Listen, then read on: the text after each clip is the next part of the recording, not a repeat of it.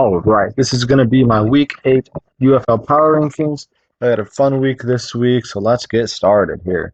At number 8, we're going to have the Memphis Showboats. They're 1 and 6. They were number 8 last week, and they lost this week 47 to 23 versus the Renegades, who were 0 and 6. So, they were I already had them as my worst team, and they just lost to a team who had yet to win a game all season long, and it didn't even lose in a good fashion. They got blown out 47 to 23. Very, very disappointing. They had four turnovers on offense. Two takeaways is solid, but yeah, four turnovers on offense is atrocious.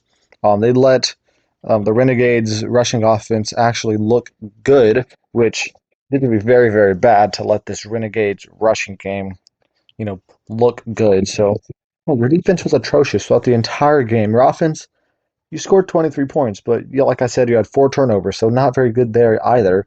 Troy Williams started this game instead of Case Cookus. Well, he was 14 to 21 for 127 yards, a touchdown, and an interception. Then he also had 34 yards and a rushing touchdown on top of it. So he was solid.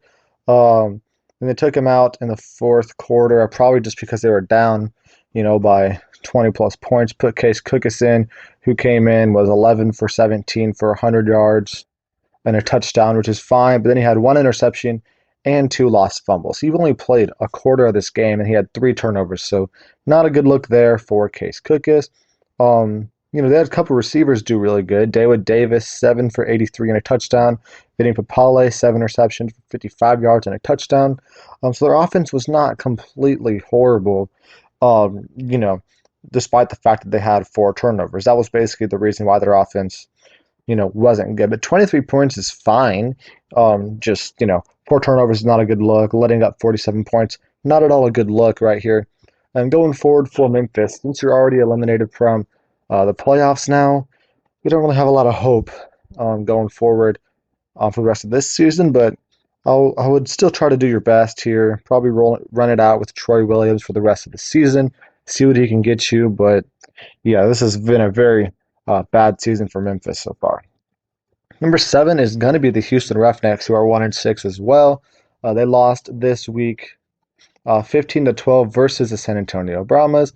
This was a very disappointing game. It was a low-scoring game, but they were up 12 to 3 going into this fourth quarter with 12 minutes left. They're up 12 to 3. And the Brahmas, benched Quentin Dormady. So you're feeling pretty good about yourself, up 12 to 3 with the backup quarterback in for San Antonio. Then you let Kevin Hogan, who has yet to play a single snap all season, you let him lead a 10-minute touchdown drive, get the 2-point conversion to make it a tied game with just over 2 minutes left in the game, and then to make things even worse for you, Reggie Roberson muffed the kickoff and then lost the ball and gave it right back to San Antonio. So Houston did not have a possession for the last 12 minutes of this entire game. They did not touch the football really, other than muffing a kickoff. So not a good look there for Houston. You thought they would have a good shot coming into that fourth quarter and coming into that last possession even to be able to win this game, but then they let a 10-minute touchdown drive and muff the kickoff. Not a good look here for Houston. But let's talk about some positives. Jerry Gorentano was back playing this week. I thought that was good. He looked pretty solid in the first couple weeks before he got injured. But then he came in, was 11 for 18 for 121 yards. Not horrible, but not great. He only played about three quarters before he got injured again. I think he broke his wrist or sprained his wrist or something. But he ended up being subbed out in that fourth quarter for Reed Sinnett. He didn't really play a whole lot because they barely touched the ball in the time he was in. But he was 2 for 2 for 17 yards in the time he did have. But yeah, it's definitely a bummer to see Gorentano go down with another injury after he just got healthy, because he was a guy coming into this league that I thought would be one of the better quarterbacks this season, because he has some very recent NFL experience. So I thought he could, be very good in this league and potentially work himself back into the NFL. But because he's been injured, now multiple times, he's only really had like 3 games to show, and that's probably not going to be good enough for him to be able to catch some NFL eyes. But unfortunate situation there, but definitely an issue. But Houston as a whole right now, has a lot of problems. Their team is not good on offense. Their defense looks really solid these last 2 weeks. But yeah, they got to do a lot more on the offensive side of the ball, which they have yet to do. Number 6 is going to be the Arlington Renegades, who are 1-6. Um, they got their first win of the season. That's good. Bob Stoops finally got his 200th career win. Well, finally, it took you 7 weeks for the defending XFL champions to get their first win here in the UFL. Kind of disappointing there, for sure. But this game was definitely not disappointing. 47-23, 47 points. I think is the highest anyone scored in the UFL so far. 4 takeaways on defense, pretty good. Luis Perez was amazing, 27-32, 296 yards and 3 touchdowns. He was absolutely amazing all game long. Davion Smith had 136 rushing yards, or 136 total yards, I think, and 2 touchdowns in this game. I don't think he's had 136, yards hardly total all season, honestly. And then he had 136 in this one game. So really good game for him. Just kind of shows how bad Memphis is because, the Renegades running game has been atrocious, and then they kind of went off in this one. But also had some receivers. J.P. Payton, 82 yards and 2 touchdowns himself. Sal Cannella had 72 yards and 2 touchdowns as well. So you had 3 different players that had 2 touchdowns apiece in this game, which is really good. Lindsey Scott also came in this game, threw a touchdown pass, so he was, good in his limited action that he got because they were up by so many points and ended up putting him in. But yeah, Renegades are already eliminated from the, playoffs, so definitely a disappointing season here for the Arlington Renegades. But overall, this season obviously has not been great, but a lot of their games have been close. And you still have some promise, I think, going into next season. But you're going to have to kind of close out this season on a high note to try to build some momentum here going into next season. Number 5 is the DC Defenders, who are 3-4 now. They played who they play this week? They played the Michigan Panthers this week. They lost 22-9, so they looked not good in this game. Jordan Ta'amu was solid, 10-14, 127 yards and a touchdown before he ended up getting hurt about halfway through the third quarter ish. So he wasn't, it's not completely his fault, but yeah, I don't think if they would have still had Ta'amu, they would have ended up winning this game because, honestly, they were doing pretty bad even when he was playing, and then the backup quarterbacks were doing not bad either. DeAndre Francois came in for one possession before he also got hurt. But then Jalen McClendon was pretty good in his one quarter that he did play, 9-of-14 for 73 yards. So you can't really blame their loss here on the quarterback loss of Jordan Ta'amu, especially because they play the Michigan Panthers, who were, down their top 2 quarterbacks as well. They were running out Brian Lewerke and Bryce Perkins, who are the third and fourth quarterbacks on this roster. So we can't really use that as an excuse. But yeah, overall, this was not a good game here for DC. Their only bright spot was when Ty Scott got a 71-yard touchdown. That's basically the only thing they did this entire game. They had 58 rushing yards all game, and they let up 187 rushing yards. So they let up over 3 times the amount of rushing yards that they were able to get themselves, which was definitely a big reason of why they lost this game. Defense was not horrible. Only letting up 22 points is not bad. But your rushing defense was atrocious, and your offense has got to be better. They are now sitting 2 games outside of the playoff picture there, and it's not looking good because San Antonio has the tiebreaker over DC. They play, I believe they'll play the Battlehawks this week. Let me look at that. Yeah, they play the Battlehawks this week, so they're gonna have to win that game to have a chance. If they lose that game, they're eliminated from playoffs. I don't know if they're gonna beat the Battlehawks. I don't think they will. We do have AJ McCarron potentially being injured, which could help them out, but also Teamu, could potentially be out for week 8 as well. He suffered a concussion in this game. He could be back next week, but if not, it's likely going to be a Jalen McClendon game, who wasn't bad, but I don't think he's going to be as good as Jordan Ta'amu. So DC is in do or die situation right now, and it looks like they're probably going to die. Number 4 is the San Antonio Brahmas, who are 5-2. They don't feel like a 5-2 team. They have a really good record, but they have just not been playing really good the last few weeks. Quentin Dormady was not good in this game. He has not been good the last few weeks. He was 10 of 24 for 142 yards, one interception, and one fumble. So about a 40% completion for less than 150 yards and two turnovers to zero touchdowns. Not a good look here for Quinn Dormady at all. But their defense was amazing in this game, only let up 12 total points. Really good to see there. And then Kevin Hogan came in for that one drive in the fourth quarter here. Um, and led them a 10-minute touchdown drive in a 3-point conversion, and then they got the muffed kick here by Houston, ended up leading to a Ryan Santoso 51-yard game-winning field goal. So really good look in the fourth quarter here. But yeah, Kevin Hogan was definitely the quarterback that showed out in this game. In his one possession that he played, he was 5 for 7 for 38 yards. John Lovett was good in this game, 65 yards, a touchdown. He did have one fumble as well. Landon Akers also pretty good in this game, 72 yards, also had a fumble.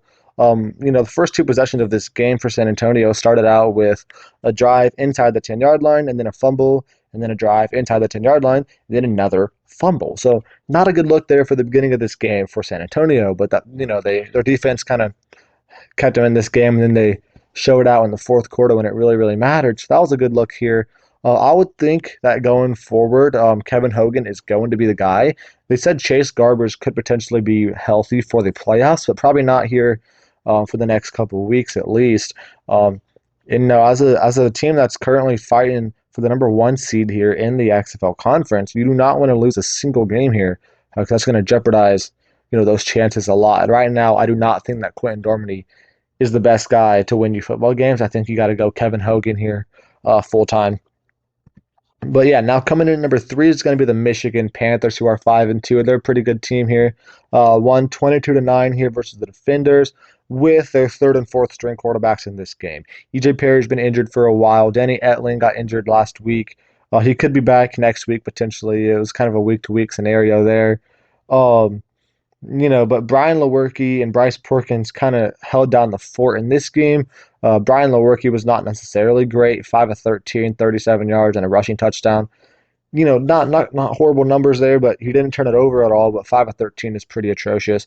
But Bryce Perkins, in the same amount of passing attempts, was 11 of 13 for 116 yards. He looked much better here than Brian Lewerke. So I would assume if Etling and Perry are still injured going forward, I would assume Bryce Perkins here in week 8, just gets the full workload. And honestly, Bryce Perkins very well could be better than Danny Etling in a full workload. We haven't seen Bryce Perkins get a full workload yet, but in week 8, I would assume it's going to be Perkins' time to shine for the entire game.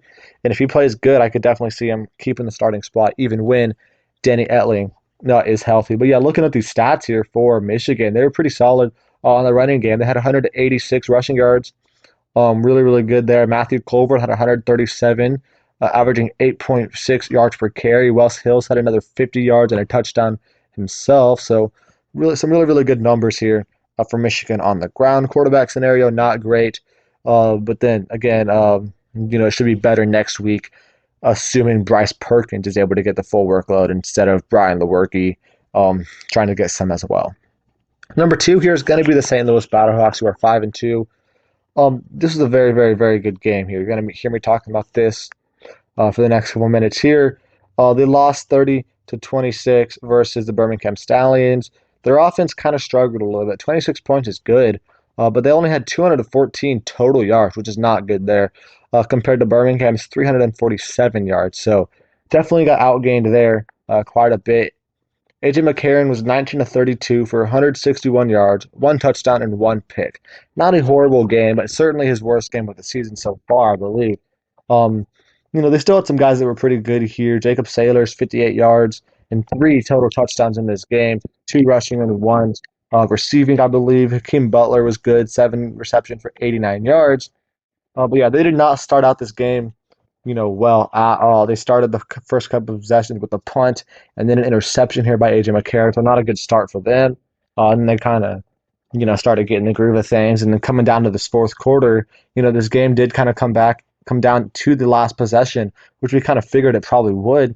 They were down 4 points with only three and about 3 minutes left. it was Stallions' ball. So they were down three or down four with 3 minutes left. And they were on defense here, but they did force a three and out and then ended up blocking the punt. So they had, ball around midfield or so with only about 2 minutes left in this game. So a really, really good opportunity that for them to be able to take control and drive down and score a touchdown, but they ended up turning it over on downs here and ended up losing 30-26. Not a bad game here, but yeah, their offense was definitely a little bit concerning here in this game. And then AJ McCarron did potentially get injured, which is definitely going to be a problem going forward. If AJ McCarron is not able to play, because right now they're certainly looking they're 5-2 right now, tied with the San Antonio Brahmas, and they play the Brahmas, I believe, in Week 10. So even if they were, to lose one game of their next two games here, if they were able to win that, Week 10 game against San Antonio, that would still be the number one seed. So it's not completely a death like a do or die scenario because AJ McCarron will likely be healthy for Week 10 if he's not healthy here for Week 8 and 9. Well, number one here is going to be the Birmingham Stallions. Of course, they're 7-0, just beat, who the only other team that had a shot at being the number one seed here was the St. Louis Battlehawks. They just beat them here 30-26. Like I said earlier, they outgained them on the yards by a whole lot, 347 to 214. Really good there. Adrian Martinez looks like the best quarterback in the league right now. 21 of 33 for 230 yards and three touchdowns in this game, as well as 60 rushing yards. So 290 total yards with three touchdowns. Some amazing, amazing numbers here. Kelvin Austin had three receptions for 59 yards and a touchdown. CJ Marable had 40 yards and a touchdown. Marlon Williams had 46 yards and a touchdown. So really, really, really good numbers here for their offense across the board here. And like I just said, they were up by four with 3 minutes left and had the ball. So you thought they could have a chance to potentially, get a couple first downs and ice the game out, but they, went three and out and then they got their punt blocked and gave St. Louis, some prime opportunity here to go down and win the game. But the Stallions defense was able to close it out and force the turnover on down. So shout out to both of these teams here, Birmingham and St. Louis. It definitely looked like something that looks like it could definitely be a championship, preview. And I mean, something to think about is that championship game, if it were to be between Birmingham and St. Louis, is going to be in St. Louis. So that should definitely could definitely play a factor into this game here because this game was at Birmingham. So the rematch, if it were to happen, would have to be at St. Louis. So, you know, a Super Bowl game could definitely like a Super Bowl type matchup. You know what I'm saying? Could definitely be between Birmingham and St. Louis, and it would be very heavily favored for St. Louis based on their home field advantage. But yeah, that's going to be it for that. Let's go into our standings here. Kind of already talked about it. Get the Battlehawks 1, Brahmas 2, Defenders 3, Renegades 4. Renegades are eliminated. Defenders are going to have a tough time to be able to get back into the top two there. And the USFL is already set. Birmingham 1, Michigan 2, Memphis 3, and Houston 4. Michigan technically could be the number one seed, but they'd have to win out, and Birmingham would have to lose out. So that's not very likely scenario there. Looking into our quarterback power rankings, we've got a lot of guys listed on here. Got Adrian Martinez 1, McCarron 2. Those are definitely the top two guys here. I think Martinez has been a little bit better with his rushing ability for sure. Chase Garber's at 3. Hasn't played in a while, but I think he was still definitely one of the best quarterbacks when he was playing. Louis Perez and Jordan Tiamu at 4 and 5. They're kind of the same type of player there. Louis Perez is just a lot more efficient. EJ Perry at 6, Matt Corral 7, Reed Sin at 8. All three of those guys haven't really played all season long, but have been pretty solid when they were playing. Case Cookish, Danny Etling, Troy Williams, Lindsey Scott there, 19, 11, 12. Case Cookish has had 4 turnovers, I believe, in the last 2 weeks, which definitely drops him down a few spots. Danny Etling's played only a couple games. Troy Williams hasn't really played, a lot either. Lindsey Scott has very, very limited action, just a few passes here and there in some games. Garantano at 13, he's not been amazing, but he hasn't been bad. Quentin Dormady at 14, he's definitely been pretty bad the last few weeks. Bryce Perkins at 15, and Kevin Hogan at 16, and Jalen McClendon at 17. All three of those guys could definitely be up here close to the top 10.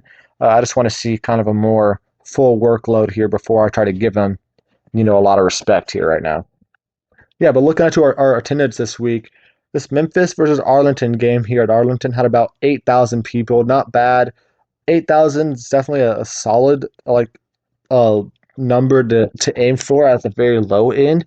You'd still like to be above 10,000, probably at least. St. Louis, Birmingham at Protective Stadium had over 14,000 people. We knew this one was going to get a lot of people, being two best teams in the league right here. Michigan and DC had about 12,000 people as well. DC, pretty well, averaging above 12,000 fans right now, so they're doing really good. I believe the second best fan right now, second most attendance at least, behind only St. Louis, which is good to see. Then you got San Antonio versus Houston at Houston Rice Stadium there, just about 6,000 people. So definitely a pretty bad numbers there for Houston. Houston and Memphis and Michigan, for that matter, have all been pretty bad with their attendance right now, which definitely is a cause for concern. Thinking about future years of this UFL. But I'll make a video on that, once the season concludes. But the average here was only about 10,000 fans. It's good to get an average of above 10,000, but you'd still like to see a little bit higher than that. It's a lot lower than last week's average, but then again, that was kind of skewed because of St. Louis. Looking at TV viewership, this is definitely down from last week. Memphis, Arlington had about 586,000 on ESPN. St. Louis and Birmingham, 758,000 on Fox. Michigan and DC, 665,000 on ESPN. San Antonio and Houston, about 573,000 there on ESPN. It's good for about 645,000 on average, significantly down from last week's average of 983,000, just shy of a million last week. About 650K this week. Still solid numbers, still a lot better than last year of viewership. I looked at the last year's viewership for week 7 of both the XFL and the USFL, and combined, they were still just shy of 700,000. So getting, you know, about that same number as both those teams combined from last year is definitely a good sign here that the UFL is going to be here to stay, which is good. But yeah, thank you for watching. That's going to be it for this video. Make sure to check back next week for an updated power rankings list, and make sure to check out my NBA videos as well.